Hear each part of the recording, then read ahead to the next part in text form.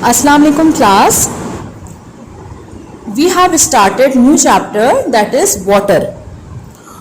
In previous class we have discussed the vital role of water for plants, animals and human beings. Today we are discussing about different sources of water. कौन कौन से ऐसे source हैं जिनके ज़रिए हमको पानी मिल रहा है in a daily life, daily purpose, for drinking purpose, ऐसे कौन कौन सी सोर्सेज हैं? तो वी नो दैट कि हमारे पास बहुत सारी सोर्सेज होती हैं. The first one is a shallow ground water, second is a deep ground water, that is upland lakes and surface water, ocean, rain water, fog collection and dehumidification. This topic is given in your book on page number 182. Kindly read this chapter thoroughly for MCQs and also read this given link. कुछ important points हैं, जो important clues हैं जो आपको दिए हुए हैं, जो please kindly read this all clues या important points. ठीक है.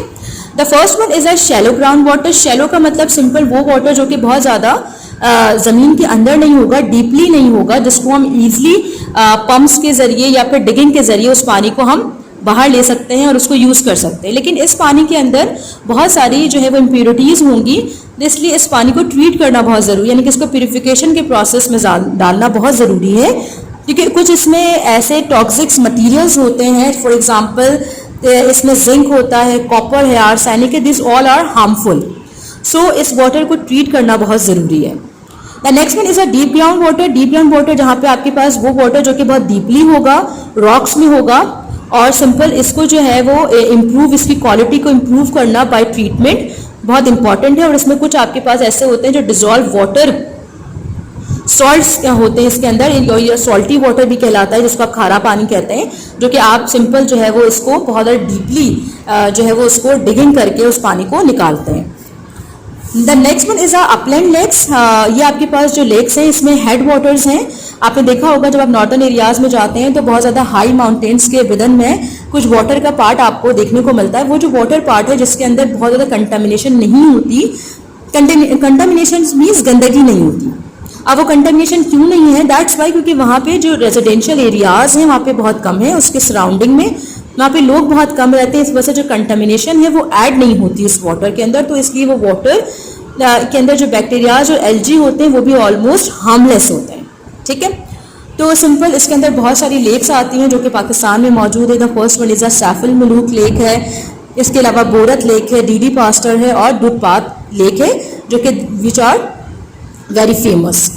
The next one is a surface water. Surface water it's mean कि वो सरफेस पर होगा, लेकिन यहाँ पर क्या होगा कि यहाँ पे कंटामिनेशन ज़्यादा होगी. इट्स मीन कि यहाँ पे सराउंडिंग में लोगों का रहना ज़्यादा होगा, रेजिडेंशियल एरियाज ज़्यादा होंगे. इस वजह से यहाँ पे जो सॉलिड फॉर्म में कुछ ऐसी सस्पेंडेड चीज़ें होंगी जो कि अंदर ऐड हुई होंगी. इसमें बैक्टीरियाज और एल्जी भी ऐड हुए होंगे जो कि आपके सराउंडिंग में होते हैं, इन्वायरमेंट में होते हैं. तो इससे क्या होता है कि सरफेस वाटर है, इसके अंदर रिच इन कंटामिनेशन होती है, गंदगी ज़्यादा होती है, इसलिए हम इसको ड्रिंकिंग पर्पज़ में यूज़ नहीं करते. कुछ फेमस लेक्स फॉर एग्जाम्पल हैलजी लेक है जो कि कराची में है, एंड कचूरा लेक है जो कि स्कर्दू में है.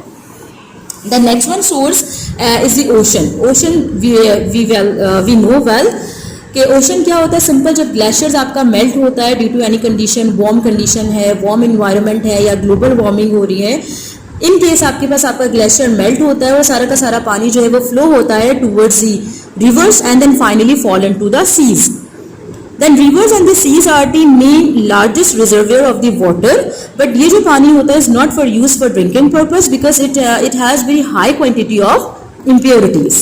यानी इसके अंदर गंदगी ज़्यादा है, impurities ज़्यादा है, तो आप इसको पहले ट्रीटमेंट करेंगे और उसके बाद उसको यूज़ करेंगे. The next one is a rain water. Rain water यानी कि रेन वाटर आपके पास बहुत सारी डेवलप कंट्रीज़ ऐसी हैं जिसमें श्रीलंका है, इंडिया, ऑस्ट्रेलिया, चाइना, ये इनके पास रेन वाटर टैंक्स होते हैं जहाँ पे वो इसको पानी को रिजर्वियर फॉर्म में सेव करके रखते हैं और बहुत लॉन्ग टाइम तक इस पानी को यूज़ करते हैं. और ये मेथड जाहिर सी बात है उन एरियाज़ में बहुत यूज़फुल होता है जहाँ पे रेन वाटर को सेव करने का या कलेक्ट करने का कुछ पॉसिबल तरीका होता है. फोक कलेक्शन सिंपल कंडेंसेशन का प्रोसेस होता है. कंडेंसेशन के प्रोसेस में जितने भी वाटर वेपर्स होते हैं वो कंडेंस हो जाते हैं, कूल फॉर्म में आ जाते हैं और कन्वर्ट होके वो वाटर फॉर्म में कन्वर्ट होके उनको हम कहीं ना कहीं ड्रॉपलेट्स की फॉर्म में आके उनको सेव करते हैं. डिह्यूमिडिफिकेशन, ह्यूमिडिटी सबको पता है, यानी आपके एनवायरनमेंट में जो एटमॉस्फेयर है एटमॉस्फेयर में जो भी वाटर वेपर्स होते हैं वो ह्यूमिडिटी कहलाते हैं। और डीह्यूमिडिफायर क्या होता है, आपके पास हम ऐसी कोई डिवाइस यूज करते हैं जो कि उस ह्यूमिडिटी को के अंदर से हम उसमें एयर पास करवाते हैं, और वो एयर पास होते ही वो जो ह्यूमिडिटी होती है, जो वाटर वेपर्स होते हैं, वो फौरन से कूल डाउन हो जाते हैं और कंडेंसेशन के प्रोसेस के थ्रू वो फौरन से वाटर में कन्वर्ट हो जाते हैं। और ये जो डिवाइस है that is known as atmospheric water generator. Please class इसको थॉरली इस चैप्टर को रीड कीजिएगा। Then I have given you a homework, तो please do this homework in your copy kindly. ठीक है क्लास, ओके, अल्लाह हाफिज।